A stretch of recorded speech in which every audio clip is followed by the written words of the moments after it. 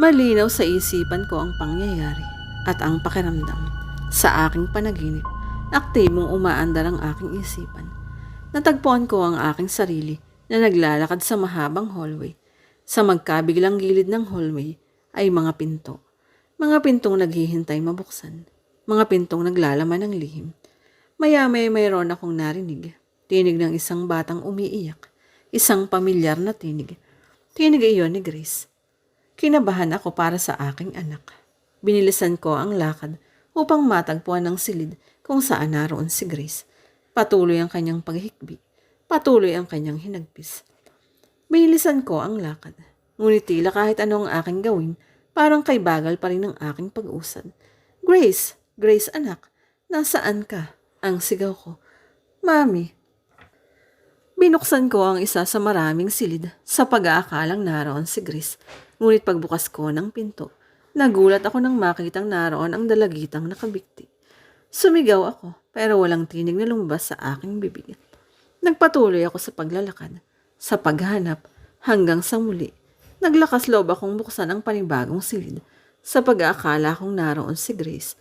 Ngunit ang nakita ko ay isang nurse na nakahandusay sa sahig, naliligo sa sariling dugo at puro saksak ng kutsilyo ang katawan. Napaatras ako sa takot. Dali-dali akong nagtatakbo palayo. Grace! Grace! Nasaan ka? Ang sigaw ko. Noon ko nakita ang isang silid. Pangalawa sa dulo. Tila doon ang gagaling ang iyak ni Grace. Mami! Nilakasan ko ang aking loob. Pinuntahan ko ang nasabing silid. Dali-dali ko iyong binuksan. Pagsilip ko sa loob, laking gulat ko sa aking natuklasan. Grace, anak ko. Nagising ako na nanginginig ang buo kong kalamnan. Pinagpapawisan ako ng malamig. Grace, karumal-dumal ang sinapit ng aking anak. Pero hindi naging malinaw sa aking panaginip kung ano iyon at kung bakit. Naiyak na lang ako sa desperasyon. Ngunit impit na pag-iyak. Sa galagitnaan ng aking pagtanis, narinig ko ang tinig ni Grace. Mami. Pagtaas ko ng aking ulo, nakita ko si Grace sa paanan ng aming hinihiga ang kama.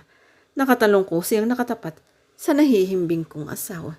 Grace anak, sa wakas nagpakita rin sa akin si Grace. Nagpakita rin sa akin ang kanyang kaluluwa. Gumapang ako sa kama para makalapit sa kanya. Gusto ko siyang yakapin kahit na alam ko siya ay kaluluwa na lamang.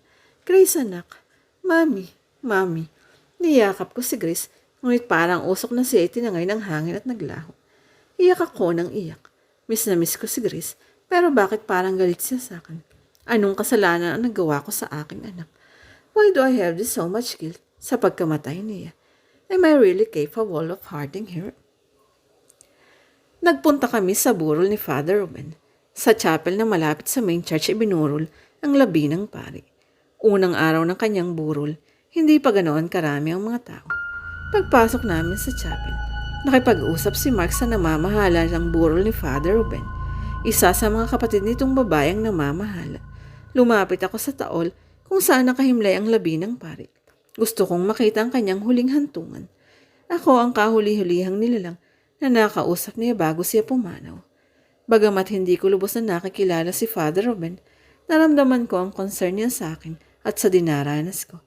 Pero na may napansin din ako kay Father Ruben noong nag-uusap kami. Tila may nakita akong matinding kabigatan na sumilip sa kanyang mga mata. It was familiar because I thought I'd seen it all before. Habang naroon ako at pinagmamasdan ang labi ni Father Ruben, isang may edad na babae ang pumasok sa chapel. Hinarang ito agad ng mga kapatid ni Father Ruben. Nagkaroon ng bahagyang usap-usapan. Nabahira ng ingay ang katahimikan sa loob ng chapel. Galit na galit ang babae habang nakikiusap. Bakit ayaw ninyong ipakita sa akin ang labi ni Ruben? Pati ba naman sa huling sandali, pagkakaitan ninyo ako? Huwag ka nang mag-iskandalo dito. Umalis ka na. Ang pakiusap ng isa sa mga kapatid ni Ruben na isang lalaki at mas may edad dito. Hindi. Gusto kong makita si Ruben. Ruben, pagpupumilit ng babae. Napilitan itong hatakin palabas ng mga kapatid ni Father Ruben. Ang damot ninyo. Ang damot nyo. Ang patuloy na sigaw ng babaeng walang kalaban-laban. Ewan ko kung ano ang nag-udyos sa akin. I began to be interested. Kaya lumabas ako ng chapel. Pero sa likod ako dumaan. Dali-dali akong nagtungo sa harapan ng chapel kung saan alam kong matatagpuan ang babaeng nag-iskandalo. Hindi nga ako nagkamali. Nadatngan ko siyang umiiyak pababa sa simentong hagdan para tuluyan ang umalis. Miss Sandali, ang tawag ko sa kanya. Nilingon niya ako. Singidad ni Father Ruben ang babae. Maganda ito, bagamat napakalungkot na mga mata at namumugto iyon gawa ng kaiiyak. Bakit? Ang tanong niya habang lumalapit ako. Kaano-ano ka ni Father Ruben? Bakit ayaw kang papasukin ng mga kapag-anak niya? Napabuntong hininga ang babae. Sino ka ba? Kaibigan ako ni Father Ruben, ang tangi kong nasabi. Ako ang kasama niya, nangatakihin siya. Napatango ang babae. Lara ang pangalan ko. May relasyon ba kayo ni Ruben? Tahasan niyang tanong. Nagulat ako sa kaprangkahan niya at kawalan ng respeto sa pari na namatay na nga. Hindi. May asawa na ako at matalik niyang kaibigan si Mark. Pasensya ka na sa tanong ko. Gusto ko lang makatiyak kung ano ka talaga sa buhay ni Ruben. At kung bakit kailangan mo akong kasapin matapos akong ipagtabuyan at pagkaitang imakita ang labi ni Ruben.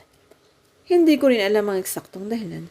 Maybe I wanted information para may paliwanag ang dalawang dalagitang multo na nakita kong katabi ni Father Ruben the day he died. Dati akong karelasyon ni Ruben. Ang pagsasalaysay niya kahit hindi ko pa siya tinatanong. Iyon ang dahilan kaya nila ako itinaboy. Gusto nilang i-preserve ang pagkatao ni Father Ruben. Matalagal nilang inilihim ang tungkol sa katotohanan. Ngayon na lang naman uli ako lumitaw. Ang ibig ninyong sabihin, nakipagrelasyon sa inyo si Father Ruben kahit siya ay isang pari. Oo, matagal na panahon na. Bata pa kami noon pareho, pero graduate na siya sa seminary at naglilingkod na sa simbahan. In fact, sa simbahan kami nagkakilala. It was love at first sight.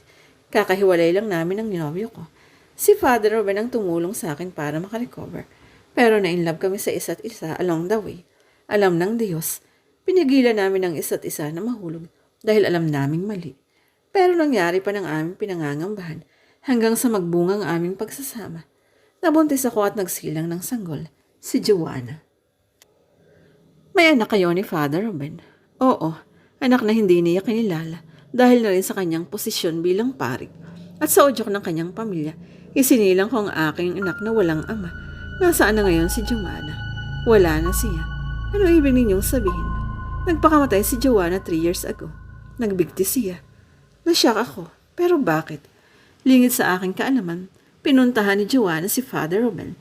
Nagpakilala siyang anak nito. Pero itinanggi yun ni Father. Hindi stable ang emotional condition ni Joanna at that time dahil kahit sa akin, nagrereklamo siyang hindi ko siya minahal. That rejection was too much for her at that time. Hindi niya nakayanan. At dahil likas na mapusok, nagpakamatay siya. Natagpuan na lamang siya sa bahay ng kaibigan, nakabigti sa kwarto. Kahanga-hanga ang katatagang ipinamalas ng babaeng ito habang isinasalaysay ang mapait na trahedya ng buhay.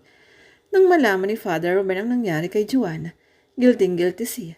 Siya ang sinisi ko sa pagkamatay ng aming anak. Noon ko naalala ang isa sa mga dalagitang nakita ko na nakaupo sa tabi ni Father Ruben the day he died. Tinanong ko ang babae, may dala ho ba kayong picture ni Joanna? Gusto ko lang siyang makita. Nag-hesitate ang babae. Ba hindi maliwanag sa kanya ang intensyon ko? Bakit?